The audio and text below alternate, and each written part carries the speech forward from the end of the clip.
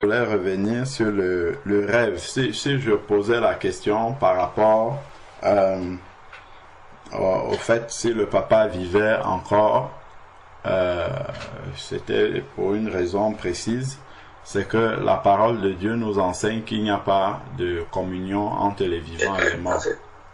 Amen. Il n'y a pas de communion entre les vivants et les morts. Donc, c'est vrai que c'était une agression. Attends, un instant, excuse-moi, je veux prendre quelque chose là rapidement. Je vais te l'envoyer en même temps. Alors, excusez-moi, je vais prendre quelque chose.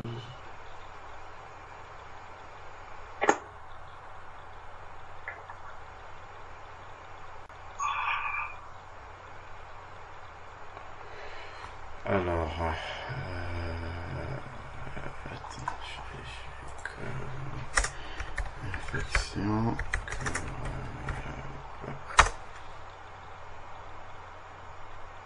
Voilà.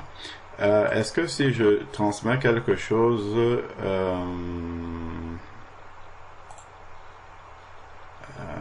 là dans la conversation, est-ce que tu vas le voir, Maman Amélia? Je prends mes lunettes. Oui.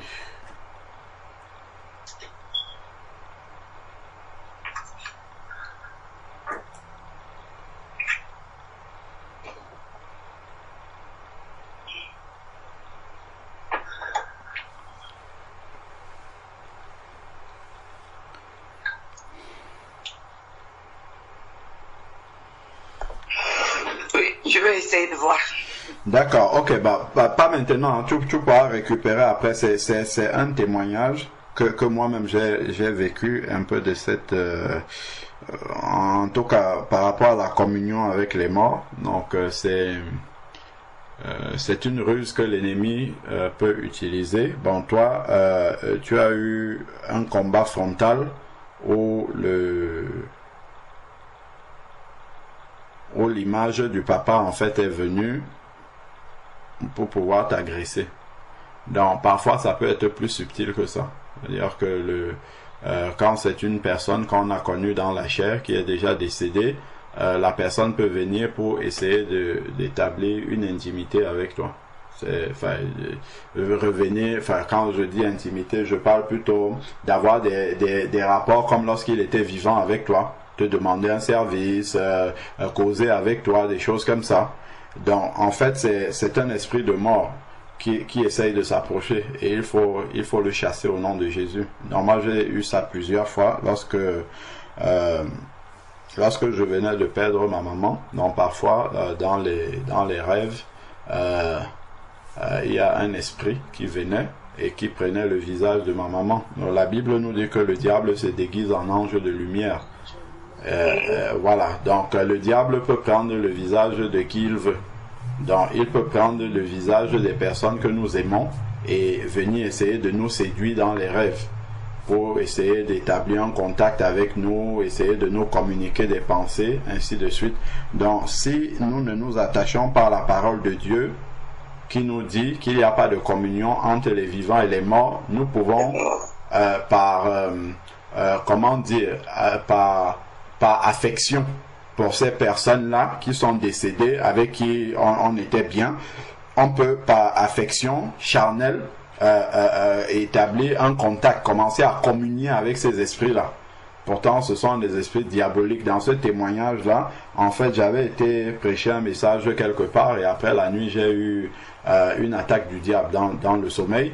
Mais c'était une attaque qui est très subtile. Hein. Donc, je crois que je m'étais retrouvé dans une pièce avec ma maman qui est décédée déjà. Et ma maman était là. Je crois qu'elle était soit un peu souffrante, quelque chose comme ça. Elle me demandait de lui donner soit des médicaments.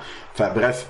Donc, au départ, j'ai commencé un peu à m'occuper d'elle comme je le faisais dans la chair, enfin comme je le faisais en réalité plutôt quand elle était vivante. Et après, à un moment donné, on était assis à table, il y avait mon papa, il y avait elle, j'étais là à côté, et nous étions en train de manger. Et dans son assiette, il y avait, je sais pas si c'était du poisson ou quoi. Et elle ne mangeait pas, mais c'était comme si c'était parce qu'elle était un peu souffrante. Et je ne parlais pas. Et après, elle a dit qu'elle se levait pour aller aux toilettes. Et quand elle est partie aux toilettes comme ça, elle n'a pas fermé la porte. Quand elle est partie aux toilettes, dans le songe, le souvenir m'est venu que en fait ma maman est déjà décédée. À l'instant où le souvenir est venu dans ma pensée, dans le songe, j'ai dit à mon papa, dans le songe, viens voir un peu. Donc immédiatement j'ai compris que c'était un esprit. Et là, dans le songe, j'ai commencé à prier. Je priais en langue, je priais, et lorsque je suis arrivé devant la porte de la douche, je priais en m'avançant vers cette personne qui avait tout de ma maman, la corpulence, le visage et tout. Et plus je m'approchais en priant, toujours en priant. Dès que j'ai approché les mains comme ça de la personne, le visage de ma maman s'est décomposé devant mes yeux. Et puis c'était c'était un démon qui était manifesté devant moi à cet instant-là. Et je me suis réveillé. Et ça, ce sont des attaques qui sont réelles, hein. C'est vraiment l'ennemi qui essaye de nous attaquer comme ça. C'est pour ça qu'il faut prier par rapport aux rêves et tout ça. Il faut vraiment... Depuis ce temps-là, j'ai commencé à prier de manière vraiment... avant, j'étais un peu... négligent et léger sur la prière avant de dormir par rapport aux rêves spécifiquement. Mais depuis que j'ai commencé, parce que j'en ai eu une série comme ça, donc depuis ce temps-là, j'ai commencé à prier de manière vraiment comment dire, de manière assez précise et virulente par rapport aux songes, aux rêves et tout ça qui peuvent venir dans le sommeil. Et depuis ce temps-là, le diable a compris qu'il ne faut plus qu'il vienne me déranger avec ça. Donc, la communion avec les morts, le diable, il est très subtil. Il essaye de venir dans les rêves, ainsi de suite. Et parfois, ça passe du rêve à la réalité, hein. Ça c'est déjà arrivé que dans un rêve comme ça, après, je commence à prier dans le rêve. Et si tu es à côté de moi, tu entends la bouche qui est en train de parler, effectivement. On entend vraiment. C'est parce que le combat spirituel, il est réel. C'est quelque chose qui est vraiment en train de se passer dans le spirituel. C'est pas qu'un rêve comme ça qui n'a pas lieu. C'est vraiment une attaque spirituelle qui est en train de se passer. Donc, c'est par rapport à ça, c'est ce que moi je peux simplement exhorter pour nous tous, c'est vraiment de prier par rapport au rêve, parce que en fait, et de ne pas avoir peur de ça, hein, parce que Satan il peut rien nous faire. C'est même quand on dort. Si c'est que Satan pouvait nous faire quelque chose, même quand nous dormons, c'est qu'il n'y aurait plus aucun chrétien sur la terre. Comme il est lâche, il en profiterait quand on dort, il vient, il élimine tous les chrétiens. S'ils ne font rien, c'est parce qu'il ne peut rien faire. Il ne peut rien nous faire. Donc, et comme la Bible nous dit, regardons un peu un verset ici. Prenons Exode chapitre 14. Exode chapitre 13 plutôt. Exode chapitre 13. Ça, qui préfigure quelque chose. Exode chapitre 13 verset 21. 21 et 22. Exode chapitre 13 verset 21 au verset 22.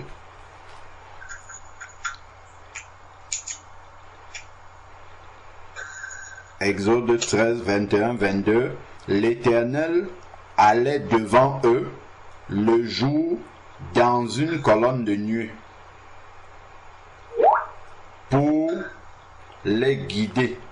L'Éternel allait devant eux le jour dans une colonne de nuée pour les guider sur le chemin, et la nuit dans une colonne de feu pour les éclairer, afin qu'ils marchent jour et nuit. La colonne de nuée ne se retirait pas de devant le peuple pendant le jour, ni la colonne de feu pendant la nuit. Donc, la colonne de nuée et la colonne de feu, ici, préfigurent le Saint-Esprit. Nous, dans la nouvelle alliance, c'est le Saint-Esprit, parce que le Seigneur a dit, je serai avec vous tous les jours jusqu'à la fin du monde. Et il parlait du Saint-Esprit qui allait venir. Ça, c'est Matthieu 28. Et dans Jean 14, il dit, je ne vous laisserai pas orphelins, je viens à vous. Il parle du Saint-Esprit. Le Saint-Esprit qui sera avec vous et qui sera en vous. Donc, le Saint-Esprit ne se retire ni le jour ni la nuit. Quand on va dormir, le Saint-Esprit ne se retire pas aussi pour aller dormir et revient lorsqu'on se réveille le matin. Parce que s'il faisait ça, c'est que le diable pouvait nous atteindre dans le sommeil. Mais comme le Saint-Esprit ne se retire pas pour aller dormir aussi, lorsque nous dormons, le Saint-Esprit veille. C'est pour ça que si tu as une attaque dans le sommeil, tu peux être éveillé spirituellement et combattre. Et parfois même il y a des combats et le Saint-Esprit te laisse dormir. Lui, la plupart des temps, c'est même ça qu'il fait. C'est qu'il nous laisse dormir et il combat pour nous. Donc quand nous dormons là bien et on se lève le matin, ce n'est pas parce qu'il n'y a rien eu la nuit, c'est parce que le Saint-Esprit et les anges de l'Éternel qui campent autour de ceux qui le craignent ont fait le travail. Mais de temps en temps, le Seigneur permet que nous puissions voir un petit peu de ce qui se passe lorsque nous dormons. C'est là où nous avons des attaques spirituelles dans la nuit. Ce n'est pas que le diable est trop fort, c'est juste parce que le Seigneur, de temps en temps, il veut nous permettre de voir un peu que lorsque nous prions là avant de dormir, ce n'est pas juste une formalité, on ne prie pas juste pour prier. C'est vraiment pour nous montrer qu'il y a des choses qui se passent lorsque nous sommes en train de dormir, parce que le diable est lâche. Et il pense profiter de ce moment où nous sommes en train de dormir pour venir nous séduire. Tu vas voir par exemple des gens qui vont dire, oui, bon voilà, quand je dormais, mon grand-père qui est décédé il y a longtemps, il est venu me dire si, il est venu me donner tel conseil, donc je vais le mettre en application. Voilà, mes ancêtres veillent sur moi, ainsi de suite. Ça, c'est l'esprit de mort, en fait, qui est en train d'établir une communion avec des personnes. Et ces choses-là, c'est vrai, hein. Ce sont des choses qui existent véritablement. Moi, j'ai une tante à moi, bon, qui était religieuse, pas convertie. Elle s'est levée un matin, elle a dit qu'on est venu lui donner à manger dans le sommeil. Le lendemain, elle a commencé à avoir mal au ventre, elle est partie à l'hôpital, elle est décédée. Ce sont des choses qui existent. Donc, ce sont des attaques qui peuvent toucher les païens. Vraiment. Donc, ce sont des choses qui existent. Donc, le diable agit vraiment comme ça en ange de lumière. Il se déguise en ange de lumière, il essaye d'attaquer. Mais nous, les enfants de Dieu, nous savons que nous sommes voilà, la colonne de nuée, ici là, qui veille sur nous la nuit, le jour. Et nous savons d'ailleurs que cette colonne-là, regardons un peu pour comprendre encore combien elle nous protège. Si nous regardons au chapitre 14.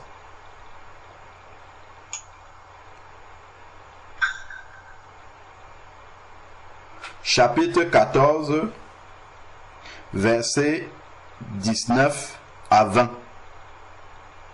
Chapitre 14, versets 19 à 20. Exode chapitre 14, versets 19 à 20. L'ange de Dieu qui allait devant le camp d'Israël partit et alla derrière eux. Et la colonne de nuée partit de devant eux et se tint derrière eux. Elle se rendit entre le camp des Égyptiens. Ça, c'est le camp du diable avec ses démons, entre le camp des Égyptiens et le camp d'Israël, qui est l'image de l'Église. Elle était pour les uns nuée et ténèbres pour les autres, ténèbres pour les Égyptiens. Elle éclairait la nuit, ils ne s'approchaient pas l'un les uns des autres pendant toute la nuit à cause de la colonne de nuit. Est-ce qu'on voit ce que c'est ça, c'est ce que le Saint-Esprit fait la nuit, hein? Amen. Le Saint-Esprit met une barrière en sorte que le diable et ses démons se tiennent loin de nous, sinon ils devaient nous toucher la nuit.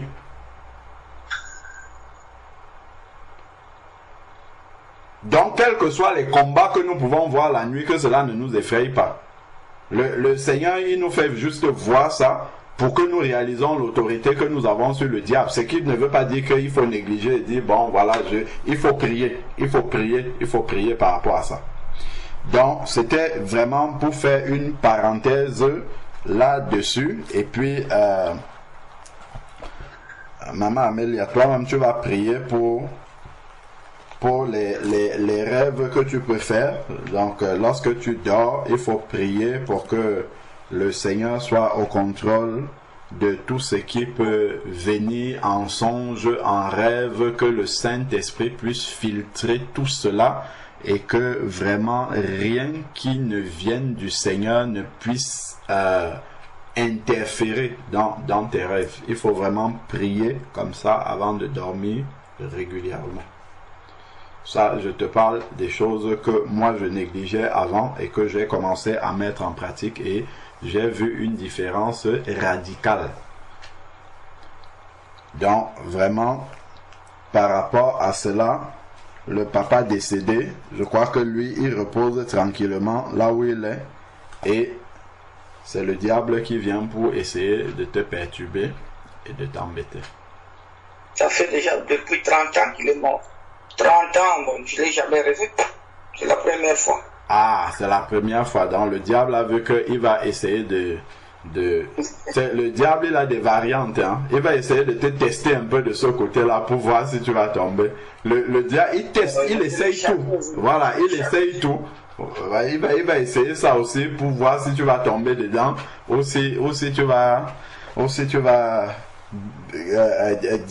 discerner sa malice derrière. Oui. Effectivement, j'ai fait une prière quand je me suis levé. J'ai fait une prière individuelle. Bon, j'ai chassé, j'ai dit, bon, on n'a pas de contact entre les morts et les vivants, donc, au cas si, quoi, tu mens. Amen. Ce que tu fais là, donc, moi, j'ai un témoignage à rajouter pour ça. Quand j'étais enceinte de l'ARIA, et j'ai voulu enlever la grossesse. On a tout arrangé pour enlever la grossesse. Et avant le jour J, la nuit, j'ai dormi la nuit. Et j'ai vu ma mère qui est décédée depuis 1985. Donc, Laria est née en 97, oui. Oui. Alors, la nuit, j'ai vu ma mère. Et j'étais assis sur un tombeau dans un cimetière et je voyais personne, j'avais peur, je suis dans le cimetière, je connais personne, j'avais peur mais je n'arrivais pas à m'élever sur la tombe où j'étais assis. Alors de loin je vois une femme qui vient, bon je la voyais pas, dès qu'elle arrive devant moi, elle a voulu un peu de me passer mais elle est retournée après moi. Après, je demande à la dame où est-ce que je suis. Et la dame me dit, et vous ne connaissez pas où vous êtes? Je dis non, je ne connais pas. Et la dame me dit, mais la place que vous êtes assis là, c'est votre place. Et si tu fais l'acte que tu vas faire aujourd'hui, alors la place où tu es assis, ce serait ta maison avec ton enfant, parce qu'il n'y a personne qui va garder ton enfant. Donc, moi, je suis venue de rapporter ton enfant. Et la dame, quand elle a parlé, moi, je n'avais rien à dire. Je l'ai écouté simplement. Après, elle a pris le bébé. C'était une fille. Elle m'a remis ça. Elle m'a mis ça sur mes genoux. Et moi, je n'avais pas la force de parler quand la dame, elle parlait. Aussitôt, quand elle a déposé l'enfant sur mes genoux, elle est partie. C'est là où l'image m'est revenue. J'ai dit, ben tiens, cette femme, je la connais, c'est ma mère. J'ai commencé à crier, maman, maman, maman, mais je ne l'ai plus vue, elle est partie. Et j'ai commencé à pleurer, je me suis réveillée la nuit. J'ai dit, non, ça c'est un rêve. Non. Ça c'est pour me décourager, pour que je n'aille pas faire l'avortement. Non, ça, je ne crois pas ça. Je fais semblant et je suis encore endormie et le rêve est encore revenu, encore la même chose. Et quand je me suis levée, à l'époque, je ne connaissais pas Dieu, mais j'ai demandé pardon à Dieu. J'ai dit, bon, je ne vais pas enlever la grossesse, je vais garder. La dame m'avait dit que c'était une fille. Alors, j'ai mis au monde une fille, Laria. Alors, la deuxième encore, ici en Europe, après ma deuxième fille, ma troisième fille, elle avait 6 mois. Et c'était pendant le jour, j'étais en train de l'allaiter. Du coup, il y a un sommeil qui m'a pris parce qu'elle a dormi et moi aussi, je me suis endormie. Et je vis une lumière qui est rentrée dans ma maison, comme c'était un soleil, c'est rentré. Et je vois comme ça, c'était ma mère. J'ai dit, maman, qu'est-ce que tu es venue faire ici? Il me dit, je suis venue ici parce que j'ai entendu, il y a un bébé qui pleure dans ton ventre. J'ai dit, non, moi, je n'ai pas un bébé dans mon ventre, j'en ai 2, il y a l'autre qui est parti à l'école et j'ai l'autre ici, elle est là, elle dort. Et elle me dit, non, il y a un autre bébé qui pleure dans ton ventre. J'ai dit, non, je n'ai pas de bébé. Elle me dit, oui, il y a un bébé dans ton ventre, c'est une fille. Après moi, j'ai dit, c'est une fille? Elle me dit, oui. J'ai dit, ah bon? Donc toi, il me dit, oui, tu as une autre dans ton ventre. Après, je dis à ma mère, je dis, ben, si c'est une fille, je vais lui donner, en fait, je vais donner ton nom à ma fille. Après, ma mère, elle m'a dit, enfin, je suis de retour. Et elle m'a embrassé sur mon front. Dès qu'elle m'a embrassé sur le front, je me suis réveillée et il n'y avait plus personne. Et j'ai dit, ben, qu'est-ce que je vis? Et 1 mois après, je vois que je n'avais pas ce qu'on voit là. Et j'étais enceinte. Et après, j'ai accouché encore une fille, comme elle a dit. J'ai donné le nom de ma mère. Bon, je ne sais pas. Est-ce que c'est un ange qui apparaît à l'image de ma mère? Ou bien, ça, je ne sais pas. Donc, je ne sais pas. Je laisse frère de me dire qu'est-ce qui s'est passé, en fait. À la lumière de la parole.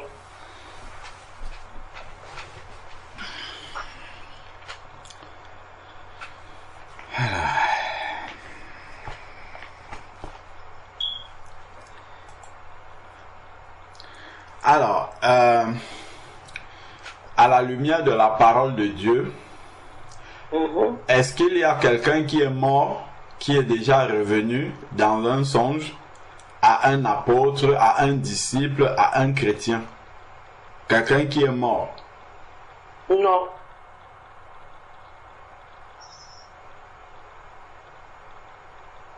Je connais seulement quelqu'un qui est mort, qui est ressuscité. C'est Lazare. Voilà, bon. Jésus. Oui. Lazare, lui, il est ressuscité. Bon, on parle des songes, des visions, des rêves, ainsi de suite. Mais de quelqu'un qui est déjà mort. Non. Voilà. Tu sais, on avait partagé sur un texte, allons un peu dans Acte 16.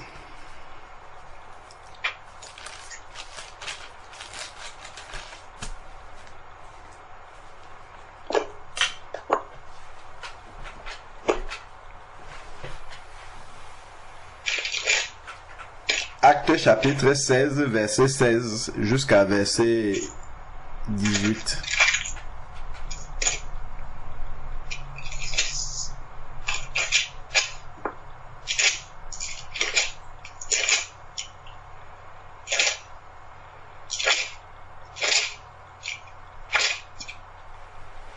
Dans Acte 16, verset 16 à 18, il est écrit: comme nous allions au lieu de prière, une servante qui avait un esprit de Python et qui par ses divinations procurait un grand profit à ses maîtres vint à notre rencontre.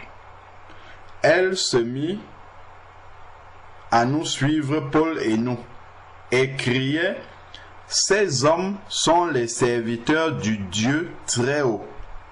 Ils vous annoncent la voie du salut. Elle fit cela pendant plusieurs jours. Paul, excédé, se retourna et dit à l'esprit: je t'ordonne au nom de Jésus de sortir d'elle. Et il sortit à l'heure même. Donc, la question qu'on peut se poser ici, c'est que cette servante-là, ce qu'elle disait, est-ce que c'est vrai ou c'est faux? Ces hommes sont les serviteurs du Dieu très haut, ils annoncent la voie du salut. C'est vrai ou c'est faux?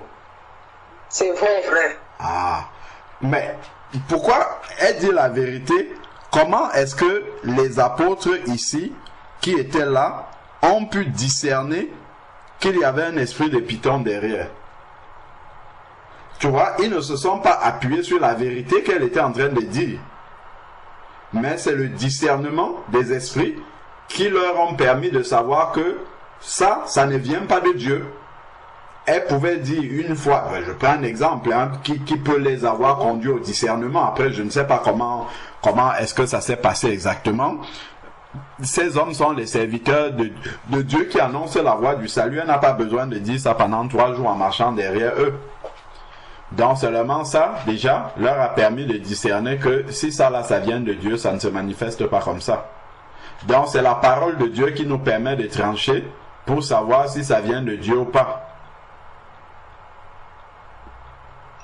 Donc c'est pas la vérité de ce qui est dit que nous devons prendre en compte, c'est de savoir est-ce que dans la parole de Dieu il y a une telle expérience. Est-ce que quelqu'un a déjà vécu une telle chose? Qu'un message lui est annoncé par un mort et la chose arrive? Non. Ok. Donc c'est le diable qui vient encore pour essayer de séduire. Et le diable peut venir séduire avec la vérité. Hein? Ok.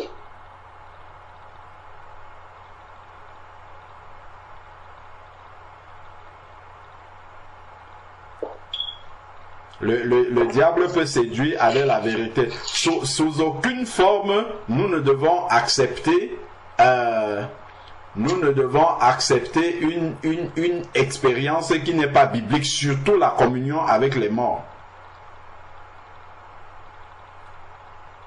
Surtout la communion avec les morts. Même si ces esprits-là nous annoncent quelque chose qui se réalise après, il ne faut pas... Moi, je me rappelle, quand ma maman était très malade, quand j'étais en train de prier, à un moment, dans un songe, j'ai vu effectivement une tante qui était déjà décédée, qui disait à mon papa, elle est où? Et après, ma maman est décédée. Mais ce n'est pas pour autant que j'ai pris ça en compte. Que voilà, c'est ma tante qui était décédée, qui était en train d'appeler ma maman. Au contraire, quand j'ai vu ça, j'ai encore bombardé les prières. Et ma maman a encore vécu pendant très longtemps. Et quand je sais les conditions dans lesquelles elle était traitée à l'hôpital, elle aurait dû mourir longtemps avant. Mais le Seigneur a encore prolongé ses jours. Donc, c'est la parole de Dieu dans ces expériences-là de communion avec les morts qui doit être notre seule référence. Si on commence à faire même un peu attention seulement à ce qu'un mort est en train de dire, à ce moment-là, dès qu'on sort déjà de la parole de Dieu comme ça, même si c'est la vérité, on commence déjà à flirter avec l'ennemi, parce que l'ennemi vient toujours, c'est pas pour rien que la parole de Dieu dit qu'il vient en ange de lumière. Il se déguise en ange, c'est-à-dire qu'il va venir avec un emballage qui paraît bien au départ. Et il va te séduire. Tu vas te dire, mais qu'est-ce qu'il y a de mal là-dedans? Il y a quoi de mal là-dedans? Et puis progressivement, c'est une fois qu'il aura vu que tu as mordu à l'hameçon, c'est là où il va commencer à glisser. Et tu vas commencer à comprendre est-ce que là où il veut en venir. C'est-à-dire, le diable va par exemple venir avec, enfin c'est un exemple de séduction qu'il peut faire. Il vient avec quelqu'un qui est décédé, il voit que tu ne prends pas tes gardes. Bon, la chose se passe comme par exemple l'enfant. Bon, ok.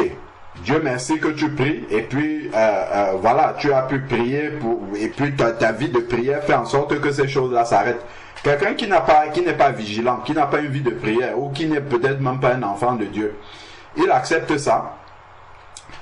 Il donne le nom de la maman à l'enfant. Après, l'esprit là revient maintenant et te dit des choses qu'il faut faire sur l'enfant. Et comme ça, toi, tu commences à le faire, tu vas initier l'enfant dans un truc de sorcellerie, de magie, sans même t'en rendre compte. Et c'est un esprit qui t'a poussé à le faire. Parce que tu as commencé à accepter dès le départ Bon, voilà, et effectivement, je suis enceinte, j'ai une fille, et c'est cet esprit-là qui m'avait annoncé, et ça s'est réalisé. Ben donc, c'est un ange de Dieu.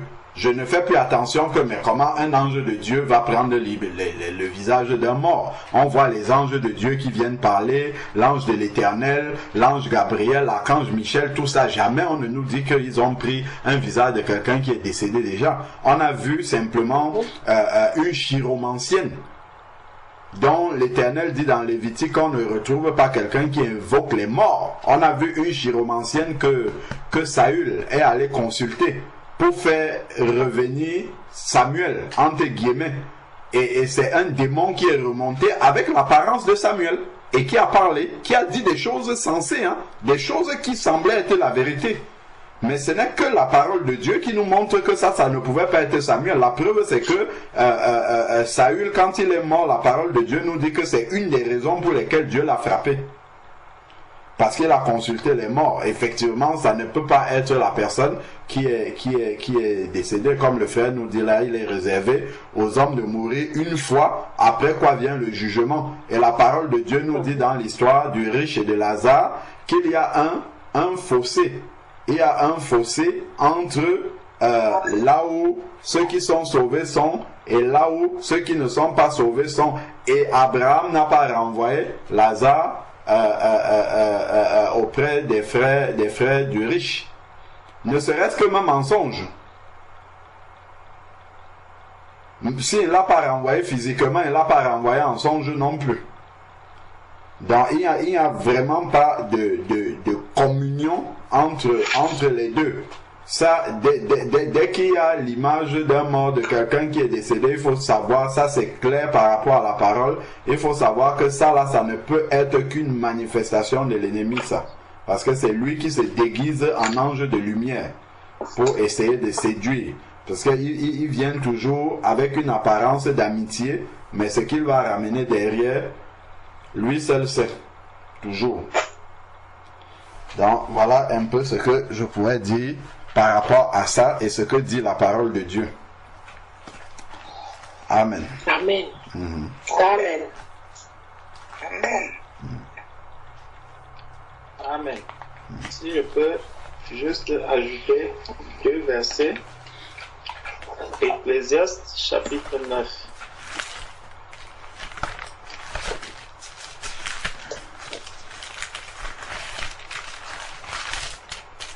Chapitre 9. Verset 5 à 6.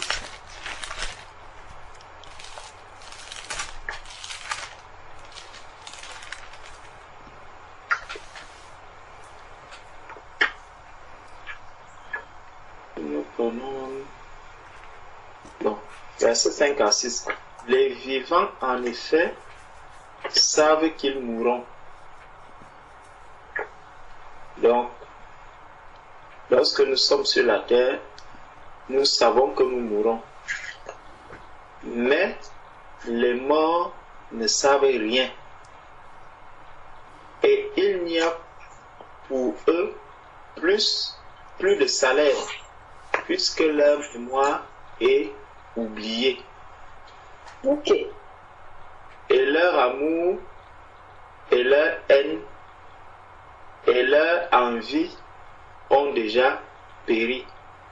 Et ils n'auront plus jamais aucune part avec tout ce qui se fait sous le soleil.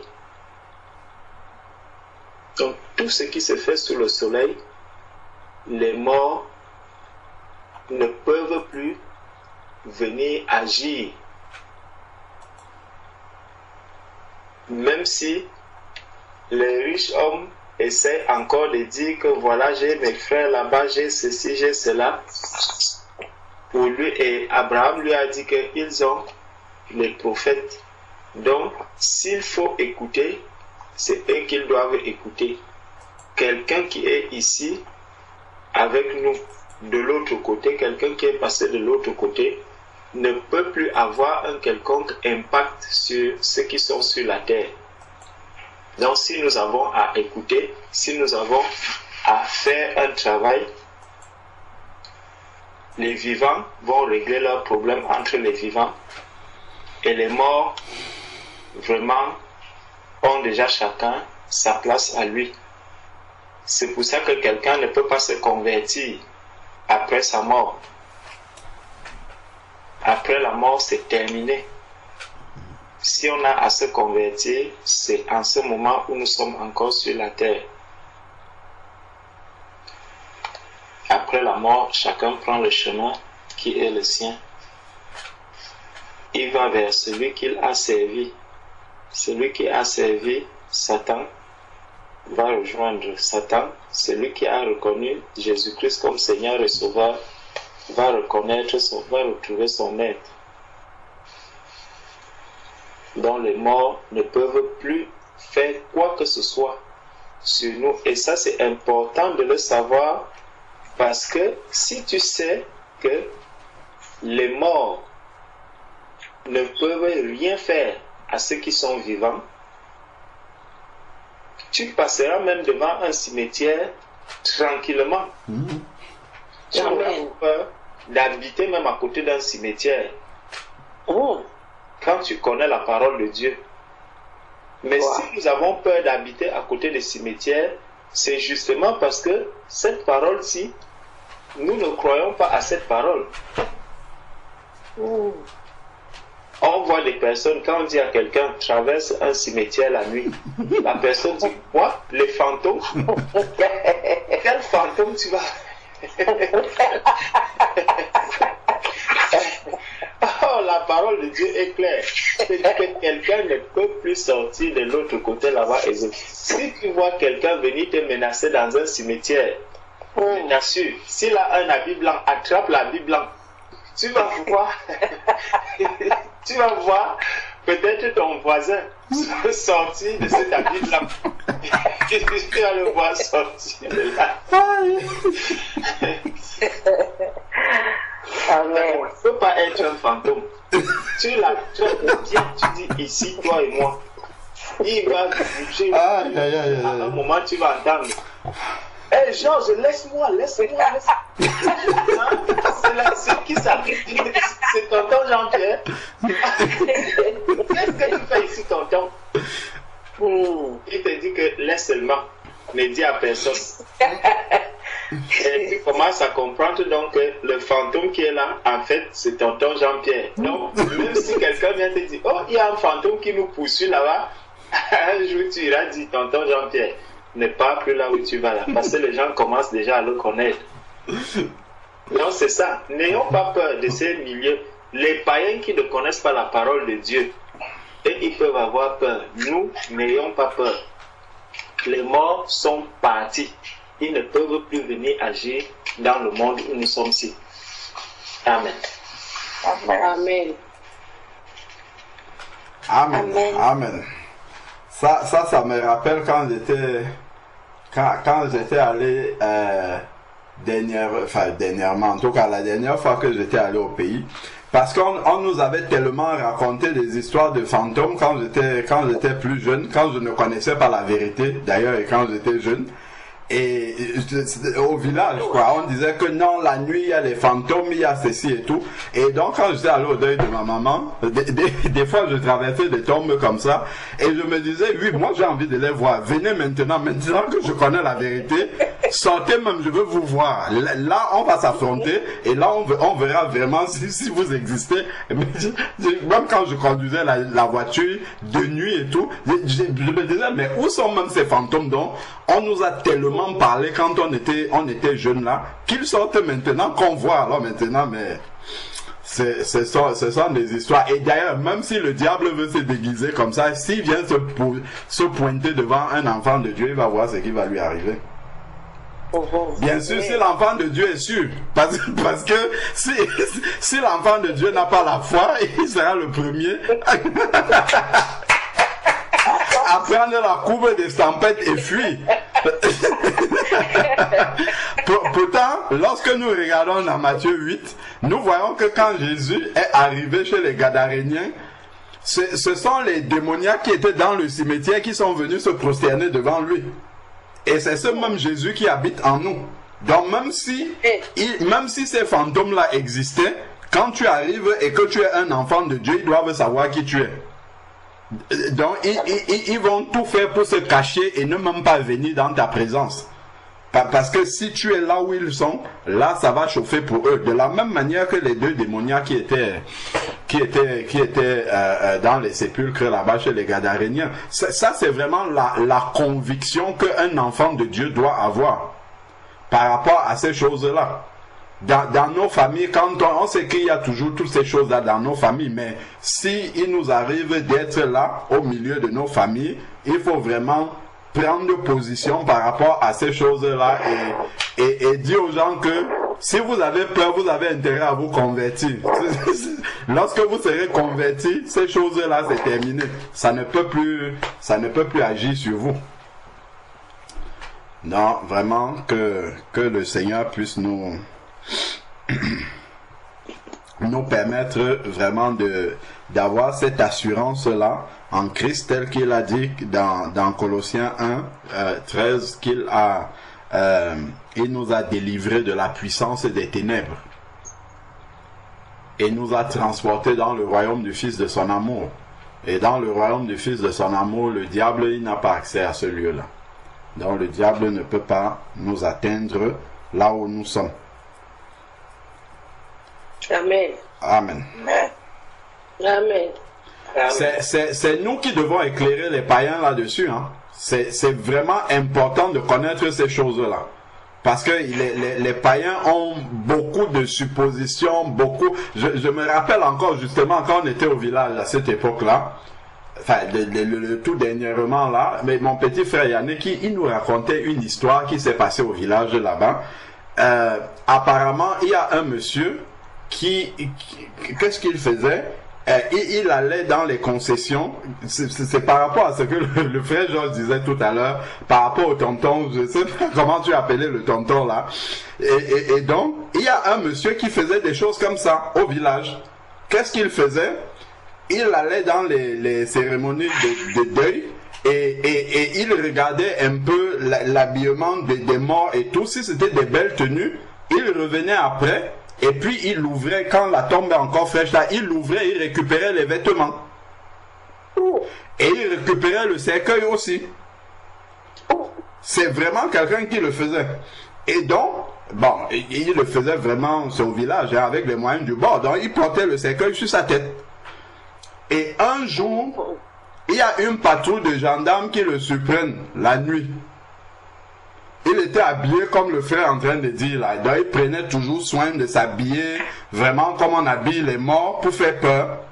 Et donc, ça c'est ce que Yannick m'a raconté. Donc, le monsieur, il avait le cercueil sur la tête et il était en train de marcher. Et la patrouille de gendarmerie s'arrête donc pour l'interpeller. Et on lui demande, monsieur, où allez-vous? Et donc, qu'est-ce qu'il va répondre aux gendarmes? Il dit aux gendarmes, vraiment, ces gens-là, ils n'ont pas respecté ma volonté. J'avais demandé de m'enterrer là-bas, mais eux, ils m'ont enterré ici. Donc, je suis en train d'aller là où j'avais demandé de m'enterrer. Et les gendarmes sont partis. Si au moins il y avait un enfant de Dieu au milieu de ces gendarmes-là, il allait faire le travail bien comme ça se doit. Bon, imaginons-nous que nous, enfants de Dieu, nous faisions partie de ces gendarmes-là. Qu'est-ce que nous allons faire? Hein? Qu'est-ce que nous allons faire? Frère, dites-moi, mes soeurs, dites-moi, si vous faisiez partie de ces gendarmes-là, vous alliez dire à celui qui conduit, fuyons, allons-y vite, ou bien vous allez dire, attendez, descendons, ça c'est un bandit, il faut l'arrêter, il faut qu'il aille rendre le cercueil là. Quelle serait la réaction de l'enfant de Dieu si nous faisons partie de ces gendarmes-là? Nous allons fuir aussi comme les autres, ou bien est-ce que nous allons dire voilà. Et ça c'est vraiment la foi dans la parole de Dieu. C'est vraiment la foi, parce que l'ennemi lui va toujours essayer de nous impressionner, de nous montrer des choses qui vont frapper nos yeux, mais nous devons toujours rester centrés sur la parole de Dieu. Et en voyant une telle chose, il faut commencer à prier, à prier vraiment avec autorité. Je me rappelle enfin, c'est pas exactement le même contexte, mais on a vécu quelque chose récemment. avec la sœur Linda, on était parti à un mariage, c'était à comment ça s'appelle, c'est une ville en Picardie, je crois, hein. On est parti à un mariage et il nous est arrivé quelque chose de vraiment insolite qu'on avait, on n'avait jamais expérimenté une telle chose. Donc on avait loué, bon, la famille était invitée, on avait loué un hôtel, chacun avait sa chambre, ainsi de suite. Et donc on est parti de la soirée du mariage, on revient donc à l'hôtel. On savait qu'on avait une chambre, on avait laissé les enfants ici en Île-de-France. On avait une chambre et bon, on est parti de la chambre, on a bien fermé et on est parti. Lorsqu'on revient de la soirée, on ouvre la chambre, on trouve une dame qui est couchée, une dame blanche qui est couchée sur notre lit. Oh.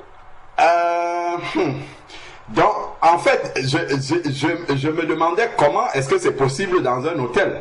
Et elle était à moitié nue, hein, les seins étaient en l'air, le drap était... J'ai dit, mais attends. Et là, j'ai commencé à prier en langue, parce que je me disais, attends, est-ce qu'on est en train... La sœur d'abord vu, elle vient m'appeler, dit, voilà, moi j'ai commencé à prier directement. Et c'est comme ça, en fait, qu'un enfant de Dieu, moi je crois, hein, doit être. C'est-à-dire, quand nous voyons quelque chose qui paraît déjà sorti du cadre naturel, c'est ça qui doit venir en premier. Parce qu'on aurait pu fuir ou bien faire que... Non, moi j'ai commencé à prier et après, une fois avoir prié comme ça m'a donné l'assurance. J'ai dit, bon, ça, là, si ça c'était un esprit, ça devait partir immédiatement. Comme ce n'est pas parti, ça c'est une personne qui a peut-être perdu la tête et qui s'est retrouvée là, effectivement. C'est une jeune fille anglaise qui était aussi dans un autre mariage, qui était rentrée sous... Elle était en état d'ébriété. Elle a confondu de chambre et je ne sais pas comment ça s'est passé. Elle s'est retrouvée là. Dans le jeune homme de la loge est venu, il a insisté.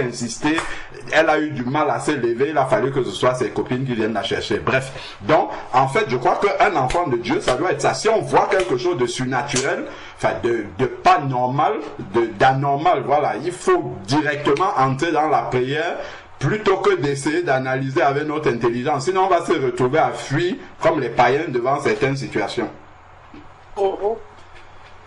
Amen. Amen. Alors que c'est nous, justement, qui devons expliquer certaines choses aux païens. Amen. Amen. Amen, amen, amen. Si je puis me permettre, juste pour revenir sur le rêve de la sœur de maman Amélia, est-ce que la douleur que tu as ressentie, c'était là où, au niveau de la vessie, où tu as habituellement mal ou pas? Oui, mais c'est juste en bas du ventre, en fait, vers la vessie. Bon, c'est à côté gauche, bon. C'est en fait, c'est toute la vessie qui me fait mal parce que quand, dès que les urines pénètrent, tombent au niveau de la vessie, j'ai des douleurs et j'ai des, comment on appelle, des frictions, donc j'ai envie de pousser, quoi.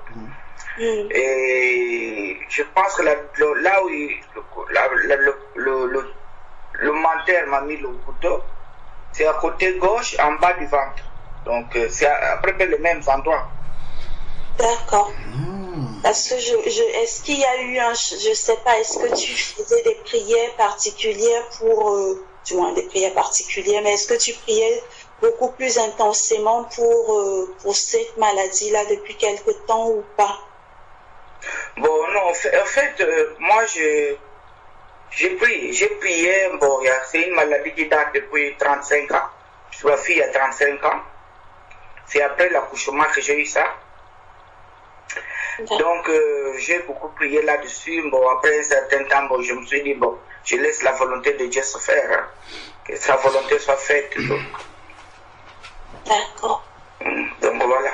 Donc, c'est pas tout le temps que je suis là, acharné, prier, demander. Donc, j'ai mis ma foi et j'ai laissé comme ça.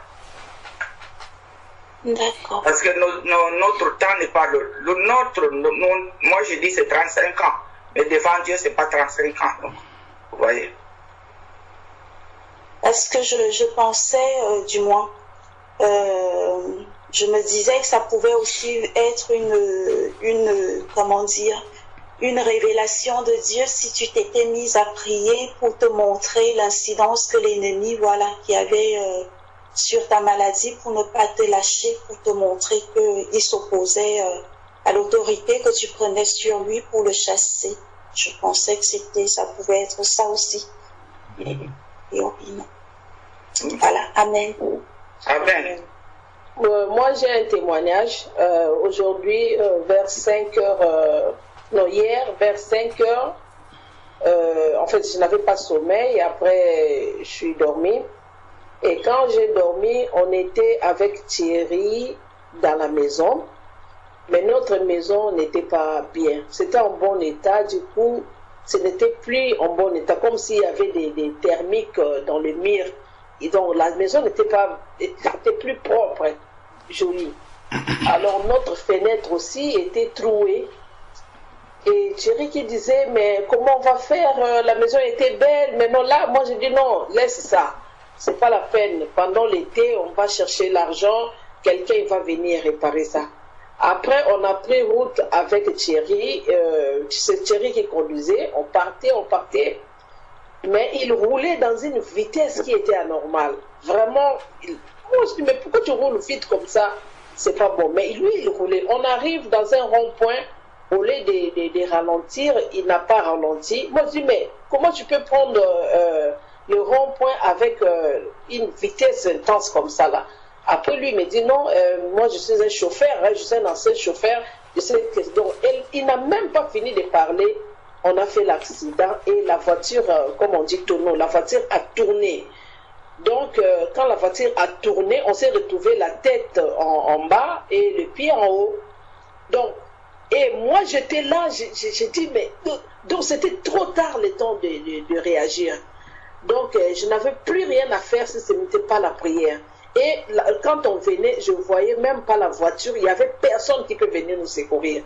Alors moi, j'étais en train de prier, Jésus, Seigneur Jésus, sauve-nous, sauve-nous, sauve-nous. Donc c'était la seule prière que j'étais en train de faire. J'ai prié, je dis, Seigneur, sauve-nous, sauve-nous, sauve-nous. Alors, après, quelques secondes après, ma prière a changé et j'ai commencé à dire, Seigneur, sauve-moi, sauve-moi. J'étais coincée, je n'arrivais même pas à respirer. Je dis, Seigneur, sauve-moi, sauve-moi. Du coup, je me suis réveillée. J'avais envie de faire pipi, je suis allée, j'ai fait pipi, je suis retournée. J'ai réveillé Thierry, j'ai dit, Thierry, il y a un message. On va prier. Je lui ai rencontré le message, regarde comment ça s'est passé. Et il n'a pas fait attention à ça. Moi, je me suis mis à genoux, j'ai prié pour ça. Et quand je suis dormie encore, même pas 30 minutes, il y a un autre qui vient encore. J'étais prête pour aller au travail. Et j'ai senti, j'avais beaucoup de salive dans ma bouche. Et je voulais cracher comme ça, là, c'était du sang. J'ai eu peur. Aussitôt, j'ai eu envie de vomir. Et je suis partie à la douche, j'étais en train de vomir, mais j'ai vomissé le sang. J'ai dit, mais qu'est-ce qui se passe? Ça, c'est quoi ça? Qu'est-ce qui est cassé dans mon ventre? Est-ce que je ne vais pas mourir? Ça, c'est quoi? Je vomissais du sang. Mais il y a un esprit qui me dit, non, non, non, non, non, tu ne vas pas mourir. Le sang que tu es en train de vomir, c'était à cause de l'accident que tu venais de faire. Donc, c'est normal que le sang sorte en vomissant comme ça. Alors, je me suis réveillée, ça m'a rassurée. J'ai dit merci à Dieu. J'ai même dit à maman, et regarde ce que je vis tout là. On a parlé, on a prié. Donc, vraiment, j'ai béni le Seigneur pour ça.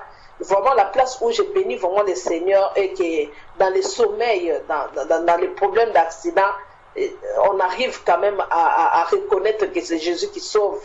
Donc, vraiment pour ça, j'ai béni le Seigneur pour ça. Amen. Amen. Gloire à Dieu. Gloire au Seigneur. Oh, gloire à Dieu.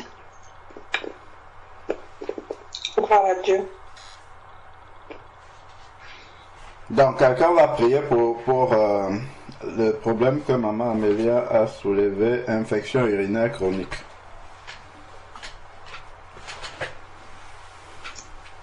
Amen. Gloire à Dieu. Amen. Maman Amélia, bon, moi je vais prier pour toi. Avant de prier, je voulais que tu saches que pas que tu souffres, que tu es mal. Tu as dit que tu acceptes ça. Non, non. On n'accepte pas la maladie. On n'accepte pas la douleur. On n'accepte pas la souffrance. Rien. On rejette tout ce qui est souffrance, maladie, parce que notre Seigneur Jésus a payé le prix. Amen. Donc déjà, est-ce en esprit? Faut refuser, tu n'acceptes pas ce mal que tu as depuis plus de 30 ans. C'est pas normal. Ça, Dieu veut pas ça pour toi. Non. Déjà dans ton esprit, il faut que tu comprennes que la volonté de Dieu, c'est pas ça pour ses enfants. Amen. Que tu es mal. Donc, vraiment, ça c'est très important à comprendre, maman. Amen. Amen. Amen. Gloire à Dieu. Au nom de Jésus-Christ de Nazareth, Père, merci, Père éternel, pour la grâce que tu me donnes, Seigneur, d'élever la voix vers toi, Seigneur, pour la vie de maman Amélia. Seigneur, Père, je te prie de la bénir, Seigneur, de la fortifier, Père, de lui enseigner, Seigneur, mon Dieu, Père, ta volonté, ton amour pour elle, Seigneur, l'œuvre que tu as accomplie par Jésus-Christ à la croix pour toi, pour elle, Seigneur, Père, et tu nous donnes, à nous, tes enfants, Père, tu nous donnes, Seigneur, mon Dieu, le pouvoir de guérir toute maladie, Seigneur, le pouvoir de chasser tout esprit maléfique. Seigneur, sur cette autorité que tu nous as donnée en Jésus-Christ, je commande à tout mal maintenant, douleur, tout ce qui est infection dans le corps de maman Amélia. Je te lis maintenant, je t'ordonne de sortir de ce corps définitivement. Tu reçois la guérison, tu es assise, tu reçois la guérison totale de la tête aux orteils. Alléluia. Guéris maintenant. Je commande à toute espèce de maladie. Je t'ordonne par l'autorité du nom de Jésus, tu sors de ce corps. Alléluia. Définitivement. Et tu ne reviens plus jamais. Alléluia. Au nom de Jésus. Libérer ce corps maladie. Alléluia. Quel que soit ton nom, d'où tu viens, tu n'as plus pas en ce Jésus. corps. Et nous te commandons maintenant, par l'autorité du nom de Jésus, Alléluia. de libérer. Alléluia. Au nom de Jésus. Alléluia. Amen. Amen. Amen. Amen. Merci beaucoup. Amen. Gloire à Dieu Dieu. soit loué. Gloire à Dieu. Amen. Amen. Et il y a un point que le frère a soulevé en priant qui est important. Je vais juste le rappeler. Bon, on a eu l'occasion de partager plusieurs fois, mais peut-être certains n'étaient pas là par rapport à la maladie. Non, parce que maman Amélia disait tout à l'heure que peut-être c'est la volonté de Dieu et le frère disait non, il ne faut pas accepter ça. Donc c'est vraiment important de pouvoir s'interroger par rapport à la maladie. Est-ce que ça pourrait être la volonté de Dieu? Parce que ça va changer notre manière de prier. C'est vraiment une une grâce que le Seigneur nous a fait de pouvoir comprendre sa volonté par rapport à la maladie, parce que nous on la comprenait pas avant, on priait sachant que Dieu guérit, mais il y avait toujours cette question là, on se disait bon, si Dieu veut il va guérir. Et le Seigneur nous a fait vraiment la grâce, il a eu pitié de nous, il nous a révélé que c'est sa volonté de guérir tout le temps. Parce que lorsque nous regardons dans Ésaïe 53, Ésaïe chapitre 53, nous connaissons bien le passage. Ésaïe chapitre 53 au verset 5. Ésaïe 53 verset 5. Il est